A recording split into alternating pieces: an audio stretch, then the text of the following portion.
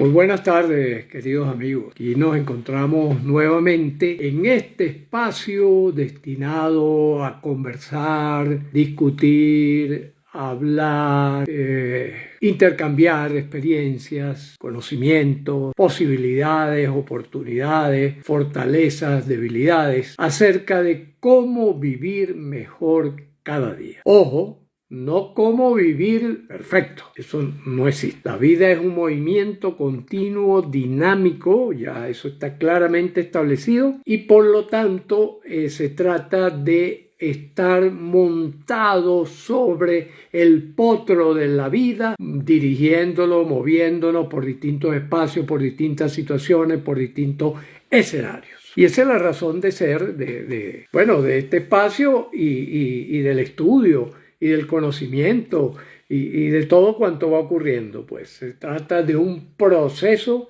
continuo, dinámico, que nosotros traducimos en mejoramiento dinámico continuo. ¿Cuál es la clave del mejoramiento dinámico continuo? Que nos estemos permanentemente vacunando contra las grandes amenazas de la vida. ¿Cuáles son las más grandes amenazas de la vida? El SIDA mental. El SIDA mental, esa es la gran amenaza a nuestras vidas. ¿En qué consiste el SIDA mental o AIDS mental? Yo prefiero decirlo utilizando las siglas en inglés. ¿Por qué? Porque es más fácil para uno entender cómo es que vamos pasando de un movimiento a otro, de un pecado capital a otro pecado capital o pecado originario. Autoengaño, primer pecado con el que nacemos los seres humanos. Nos estamos permanentemente autoengañando. Segundo, la ignorancia. No venimos con el manual de operaciones bajo el brazo. Tercero, la desmesura. Por lo tanto, si estamos autoengañados y si ignoramos qué es lo que pasa cuando nosotros apuntamos nuestro disparo, no muchas veces dan en el blanco, casi nunca. Lo que podemos es mejorar la puntería, el porcentaje de acierto, y ese porcentaje de acierto nos va enseñando, y los desvíos también nos van enseñando. Y por último, la soberbia, es decir, ese toque que le ponemos con el corazón a los tres elementos anteriores. Si nosotros somos dominados por el autoengaño, por la ignorancia y por la desmesura, es muy fácil, ¿verdad?, decir: no, es que yo tengo la razón, es que las cosas son así como yo digo, o yo soy el primero en la fila. Esa locura de meterle a los muchachos que tú eres el mejor, que tú eres el más bonito, que tú eres el más perfecto, eso es uno de los disparates más terribles que se han estado cometiendo en los últimos años y que nos han llevado a este mundo confuso, a este mundo de peleas, a este mundo de desacuerdo, a este mundo horroroso. Y frente a eso, bueno, hay otras personas que nos vacunamos diariamente. ¿Cómo nos vacunamos? Nos vacunamos pues sencillamente con el TER. El TERPA es, primero, trabajo en equipo. No haga nada solo. Consulte, pregunta, comparte, escucha, atiende, integremos sabiduría. Es lo que llamamos el viaje también de la Torre de Babel, en que hemos puesto la humanidad desde hace muchos siglos, al Burj Khalifa de la sabiduría humana, integrando saber, convirtiéndolas en un paquete que nosotros veamos cómo interactúan los elementos para poder actuar con seguridad, con armonía, con amor, con tranquilidad. Trabajo en equipo, estudio, hay que estudiar. ¿Por qué? Porque nos autoengañamos y estamos llenos de ignorancia. Entonces cada vez vamos conociendo más piecitas, armando ese enorme rompecabezas o Lego que es la existencia humana, ¿no? Después de trabajo en equipo y después de estudio, la reflexión. ¿Qué es la reflexión? Yo vuelvo a pensar lo que pensé. Yo vuelvo a analizar lo que dije para ver cómo lo puedo hacer mejor cada día. Mejoramiento dinámico continuo. Después del estudio y la reflexión viene la paciencia y la prudencia. Paciencia para evaluar, prudencia para actuar. Muy importante. Una H intercalada, la humildad. Y por último, la autocrítica. Entre la humildad y la autocrítica es la vacuna para la soberbia. Si nosotros decimos, bueno, nosotros vamos conociendo lo que vamos conociendo. Y esto que yo estoy diciendo ahorita, a lo mejor dentro de 100 años será considerado o un disparate o algo muy básico y elemental. Y es así, así es la vida. Y al día de hoy, algunas personas, en unas conversaciones anteriores, en día anterior, decíamos, ¿qué es esto? Y entonces, había algunos en la discusión que teníamos en el grupo, en la conversación, pues, por supuesto, con reflexión, volver a pensar lo que pensamos, y trabajo en equipo, algunas personas decían, no, el amor no existe. Qué cómico, ¿no? Los marcianos no existen. En realidad nosotros no sabemos. Lo que yo puedo decir es yo no lo conozco, ¿verdad? Negar la existencia de algo pasa por el proceso de humildad y de autocrítica, de decir, bueno, yo lo conozco, yo lo he visto, yo lo he tocado, yo no lo he vivido. Y cierto es que a la mayoría de las personas nos gusta vivir con seguridad, ¿verdad? Nos gusta vivir, estar seguro. Pero estar seguro es algo que uno va construyendo. La seguridad completa y total no existe. Si uno puede estar cada vez más seguro en la medida que va dominando esa sabiduría, en la medida que va avanzando en la vida, ¿no? Esa es la realidad de las cosas, ¿no? Entonces, fíjense, con respecto al amor, hay varias cosas que hay que tomar en cuenta. En primer lugar, el amor como elemento individual, un sentimiento. Yo siento amor. Cuando yo digo yo siento amor, ¿a qué me refiero? A una sensación, ¿verdad? Sobre todo en el pecho, de empatía, de ternura, de curiosidad también, por aquello que siento como objeto amado, como aquella cosa a la cual yo le destino ese sentimiento, ese impulso de ternura, de apego, de consideración, de respeto. Entonces fíjense que es una cosa compleja. Es una cosa compleja. Ahora bien, fíjense, vamos a tomar en cuenta otro elemento que también es muy importante. El elemento importante es que el lenguaje es una especie de representación y consideración de lo que hay, de lo que existe. Por lo tanto, al igual que los territorios, el lenguaje también tiene fronteras. Muy poca gente le gusta vivir en la frontera. ¿Por qué? Porque vivir en la frontera es reconocer el SIDA, reconocer el ICE mental. ¿En qué sentido? Que una vez que yo paso la frontera, hay otro estilo, otra cultura, otra forma de vivir, otra forma de asumir las cosas. Entonces, vivir en la frontera es vivir en ese cuestionamiento permanente de si lo mío es lo correcto o no, al yo afrontarlo con lo que el otro, ¿verdad?, plantea. Fíjense, las guerras, por ejemplo, la guerra entre países. Generalmente las guerras entre países se dan en aquellos países que tienen frontera o que consideran que su frontera está más allá de donde está delimitada o está acordada o surgió producto de guerras anteriores, discusiones anteriores, convenios anteriores, ¿verdad? Pongamos el ejemplo de lo que está pasando ahorita en Rusia y Ucrania, ¿verdad? Que Rusia considera que Ucrania es parte de ella, o buena parte de Ucrania le pertenece y por lo tanto está reclamando su territorio. Mientras que los que están de este lado de la frontera dicen otra cosa, dicen, no, este espacio es nuestro y ustedes lo están pisoteando, lo están abusando y tal. Entonces es la antítesis del amor. El amor es cuando yo me puedo poner de acuerdo con el otro elemento que está más allá de mi frontera, más allá de lo que yo siento, más allá de lo que yo pienso, más allá de lo que yo amo. Entonces, fíjense este concepto que es muy importante para nosotros delimitar cuál es el espacio del amor. Y, por ejemplo, está muy de moda la idea de que el amor es algo individual, personal. Yo te amo. Entonces, si yo te amo, eso lo que significa es que yo te deseo. Pero basta con el deseo para que sea amor. O el amor es una intersección de dos conjuntos, en este caso mis sentimientos y tus sentimientos, que por supuesto al interactuar entre los dos ya se crea otra cosa distinta. Ya no es tu amor y mi amor, ya es el amor como conjunto entre los dos. Igual pasa, por ejemplo, cuando yo amo, por ejemplo, la investigación acerca de quiénes somos nosotros. Yo lo amo, ¿no? Yo creo que es evidente, ¿no? Se hace evidente que yo amo ese conocimiento, que yo amo esa posibilidad, ¿ok? que no es solo conocimiento, sino que es afecto, que es acción, que es donde está en nuestro lenguaje cotidiano de Neurocódex la pesa completa.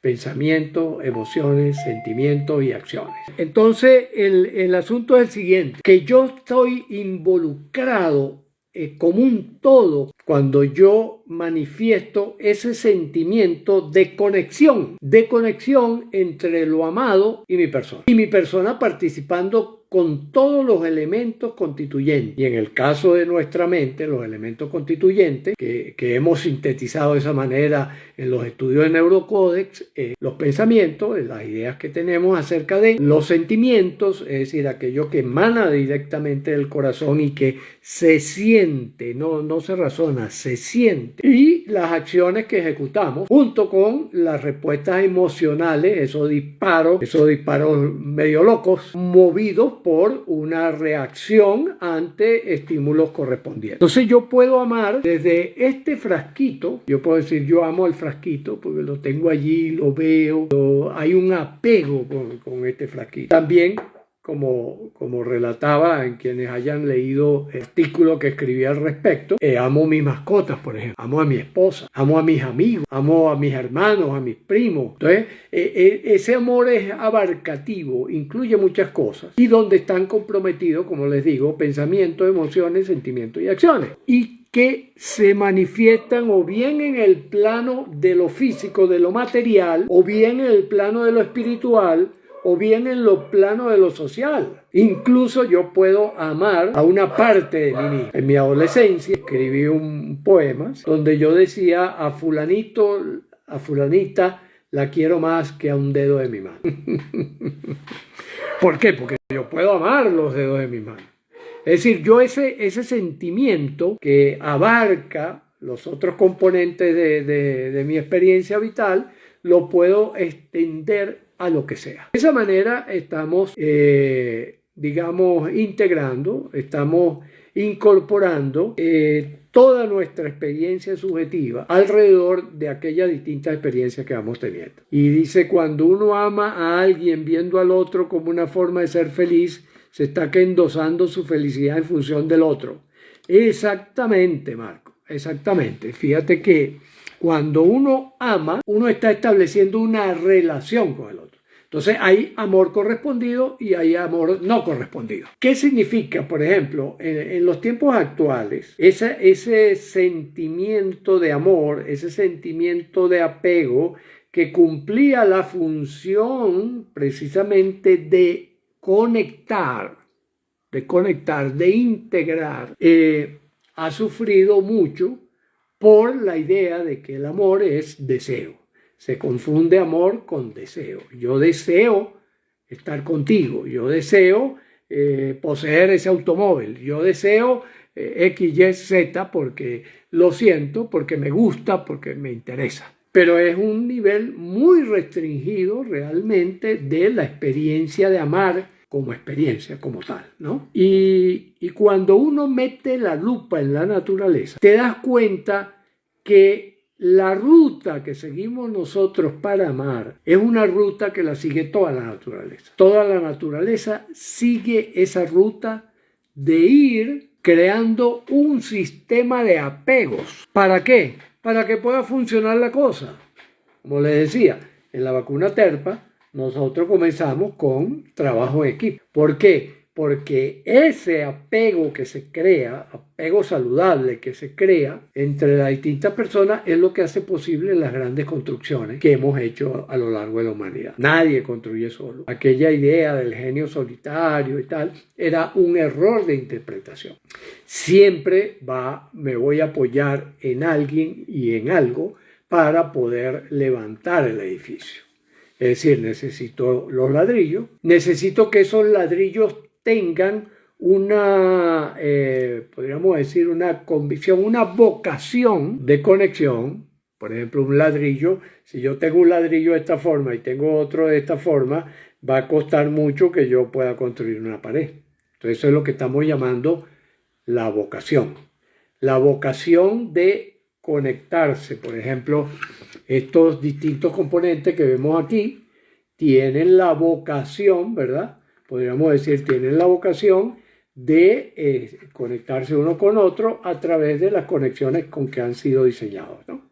Lo mismo se descubre entre los átomos. Por ejemplo, cuando un átomo de azufre lo uno con un átomo de oxígeno y de hidrógeno, van a acercarse y van a crear conexiones. Van a crear conexiones que hacen que se convierta en ácido sulfúrico. Y cuando yo lo combino, por ejemplo, con otro átomo que es el sodio, entonces va a formar sulfato de sodio. Pero no hay sulfato de oro, por lo menos que yo sepa. ¿Por qué? Porque la vocación del oro es incompatible con la vocación del azufre. Entonces, por eso no podemos conectarlo. Entonces, igual pasa entre los seres humanos. Hay vocación y eso hay la altísima sospecha de que tiene que ver con el código genético y la compatibilidad de que la cría sea mejor. Y en otra parte, por una necesidad de eso, de formar equipo, ¿no? Entonces, la naturaleza nos proveyó de ese sentimiento, de esa vocación de acercarnos. Por supuesto, dependiendo de la cultura, dependiendo de montones de cosas,